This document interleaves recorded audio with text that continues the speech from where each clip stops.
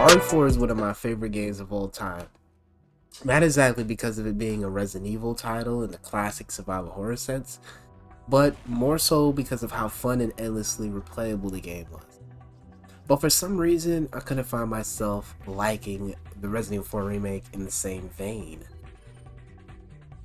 So join me today, SCG418, to talk about Resident Evil 4 remake and kind of a very shoot style review. Say it's gonna be pretty fast. I'm not gonna take up your time. It's not gonna be past 10 minutes like my God of War review was.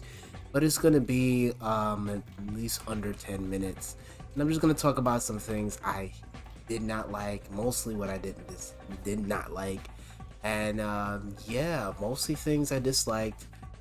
Things that I did like about the Resident Evil 4 remake. Now, settle down, people. I know how the internet could be. The internet is very harsh on people who don't share the popular opinion, who are contramonfair, who are contrarian, who would seem contrarian.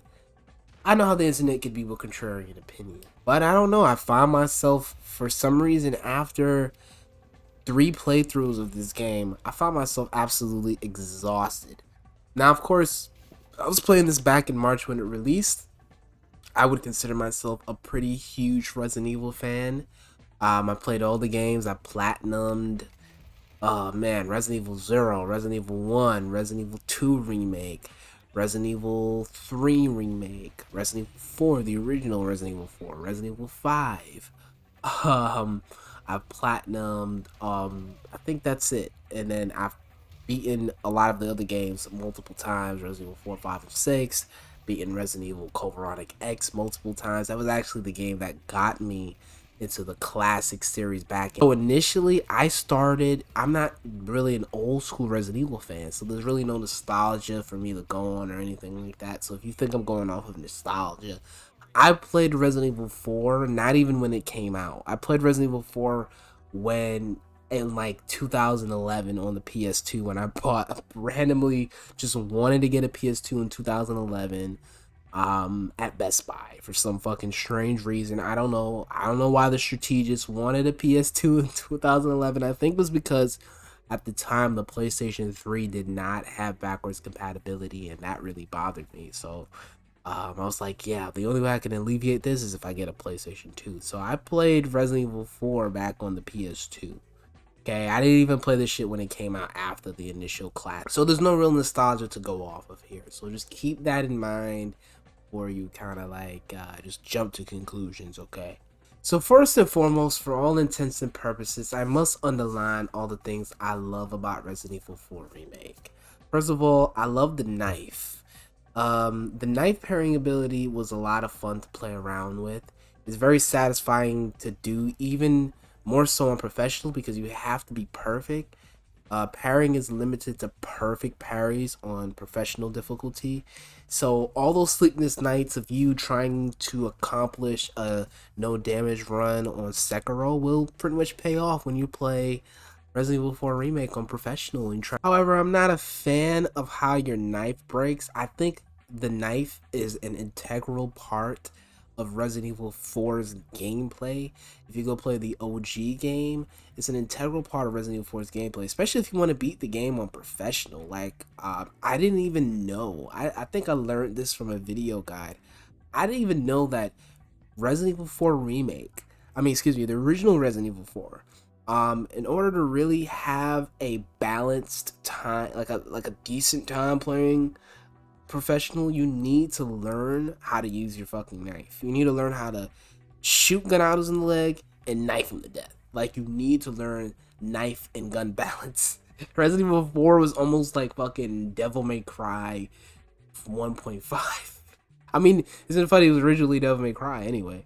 Resident Evil 4, Devil May Cry was originally supposed to be a prototype of Resident Evil 4, but that's besides the point. The knife and gun combo is what made Resident Evil 4 professional mode especially. Not to mention the fact you could literally beat Krauser by just knifing him to death. I just love meta shit like that in old games. And that's what made old games fun, when they had meta shit like that. New games are fun because, man, they just take everything so fucking serious, you know? But yes, the RE4, OG RE4's knife was integral to its gameplay design in a lot of ways.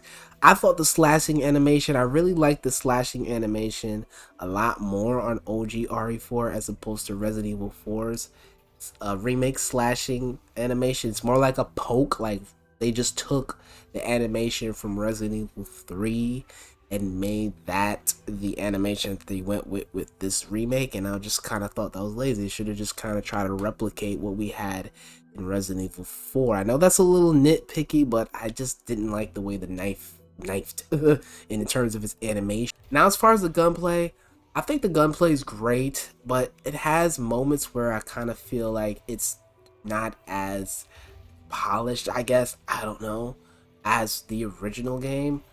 I don't know. I find myself missing shots a lot more. Maybe because you could move and shoot this time. Maybe that's a thing that's like muscle memory. I don't know. Maybe I'm just shitty. I don't know. But I honestly thought the gunplay felt a little strange. I can't quite put my finger on it. I like the sound of the guns, but there's something about the gunshots that just don't feel as impactful as the original RE4. Headshots don't sound or feel as satisfying as the game's 2005 counterpart either.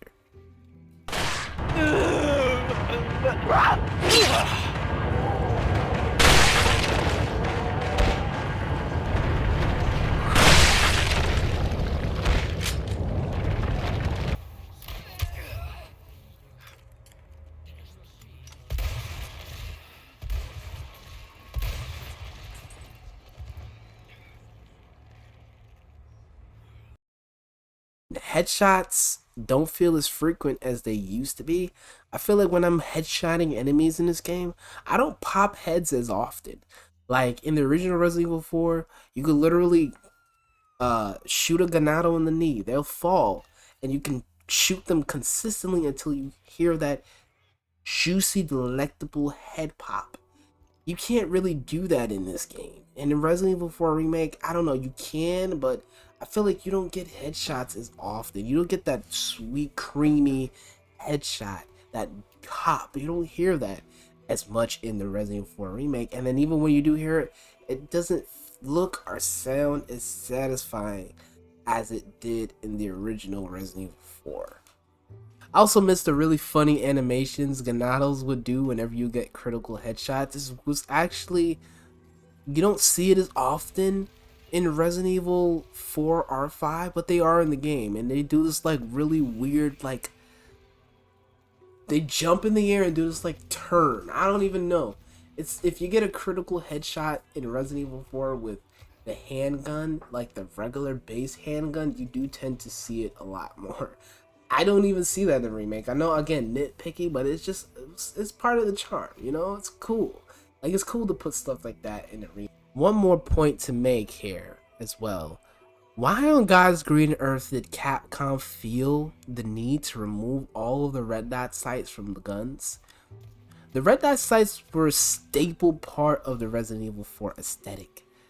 That's what made the game, part of what made the game unique was the difference in aiming. No, I don't think any other game at that time had laser sights to aim, at least for every gun, maybe certain guns, but every gun for laser sights, that was so cool. Especially the fact that I don't know, it just felt more accurate too in some ways. It just, you could aim at any part of the body. It felt a lot more authentic and just really revolutionary, because I don't remember any other game at that time having a laser sight aiming for guns. I don't know. Do y'all remember any games from back in 2005 that had laser sight aiming? I don't remember. Maybe something like Rainbow Six Vegas didn't come out at that time. Like Rainbow Six, one of those old.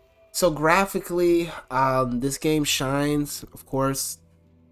Playing this on PC at 4K, maxed out. Not even maxed out, I'm fucking capping. But it's definitely like 4K with like most of the settings set to max or high, the game definitely shines. It looks absolutely gorgeous on my PC. I'm not running anything particularly state of the art. Just I think an i7 11700K and RTX 3070 like overclocked a little bit to make it a little bit more powerful, a little bit more beefier, you know. Um, but overall, I had a great time just looking at the game. The game does look very crispy for an engine that's like 6 years old at this point. Gotta think, the RE engine is pretty old. It's been around since Resident Evil 7, so it's been around for about 6 years. The fact that they took a 6-year-old engine and still made a gorgeous looking game like this, it's just a testament to Capcom being digital wizards. Every speck of dust, dirt, and grime and water is captured in exquisite detail for you to marvel upon. Now, I play on PC, and there's some gripes I do have with this PC version, however. First, Capcom loves to sniff AMD's panties. They are AMD fanboys, okay? And I don't agree with that. I think that for people who own all these, we have people have different PC parts, okay? Some people have AMD, some people for AMD, people for Nvidia, some people for Intel, right? To me, at the end of the day, you need to compensate for everybody. Everybody needs to be compensated. Okay, Intel users need to get their Intel XeSS, right? AMD users need to get FSR, and Nvidia users need to get DLSS. A lot of other games do this. Spider-Man does this. Hell, even Judgment. That game, I'm pretty sure the game had nowhere near the budget that you guys had at Capcom to at least just support the game, right? Or whatever. They have Intel XeSS on Judgment, both Judgment games, Judgment and Lost Judgment. So I don't know what the hell you guys are doing at Capcom. That FSR is the only thing that you're gonna implement as a temporal upscaler. It's crazy. But fear not, and I know I'm late to the party, but before this game even dropped in March, when the Chainsaw demo originally released, the game actually got a mod called RE Framework, which it was also, I believe, on Resident Evil Village 2, where I used RE Framework back on Village to get my FOV wider, because I hate playing first-person games in like 90 FOV. It looks horrible. Or whatever FOV that game had. But it was very claustrophobic, and yeah, I had to get that shit bigger. That's what she said. So using the RE Framework mod that you get from GitHub, you can get it from GitHub, which is a place that I always go for all my mods.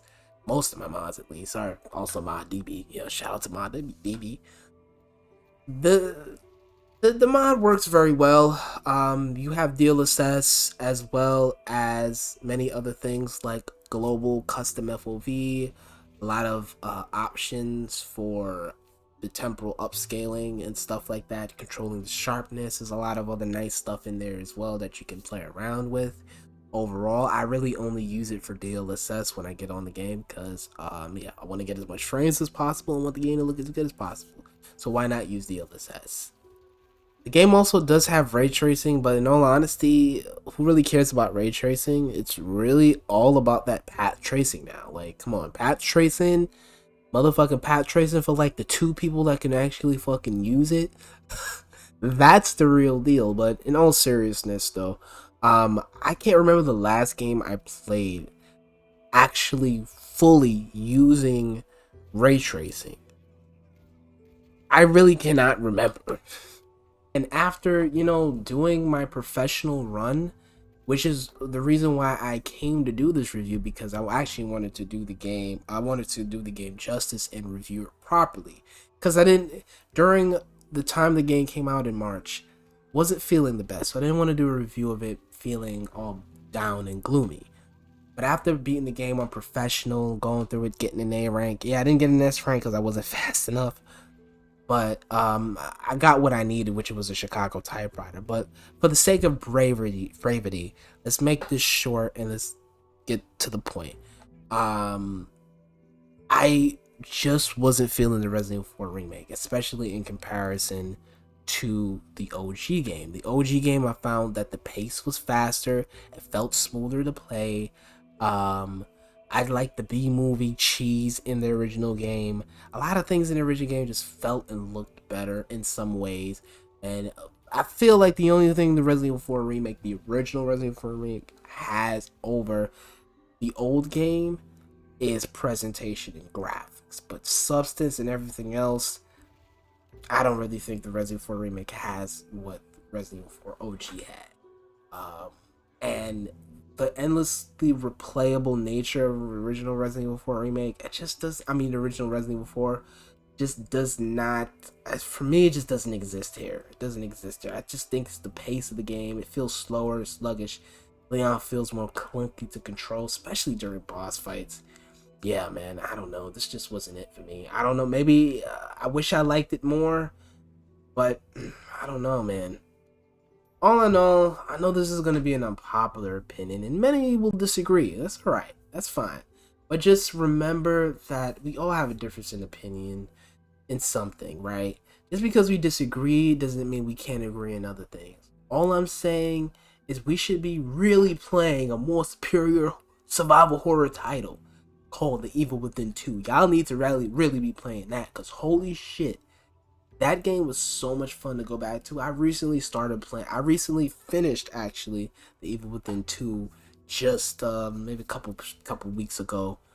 And man, that game is ridiculously addicting. The gameplay loop, possibly, honestly, mind-blowingly saying this, that game might have the best iteration of modern survival horror that before Resident Evil 2 Remake came out, because I think Resident Evil 2 Remake, honestly, I feel like Evil Within 2 and Resident Evil 2 Remake kind of do clash, and a lot of people didn't play the Evil Within 2.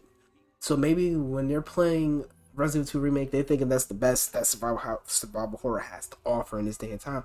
But I implore a lot of y'all to go play the Evil Within 2, because that game, man, it's on Game Pass. Go check it out. That gameplay loop is extremely addicting, and especially when you play the game on a higher difficulty, even on standard, it really gets you to be creative and using your resources wisely and really understanding the game. So if you want a real survival horror title that's really gonna get you like thinking and strategizing, go play The Evil Within 2. Fantastic game. But all in all, guys, this is SCG418 coming at you with another review. Hope you guys enjoy it, and yeah, no hard feelings on this one. I didn't like the game like you guys did. But I hope you guys enjoy SCG418. I love you, hope you love me, and I'm out. Peace.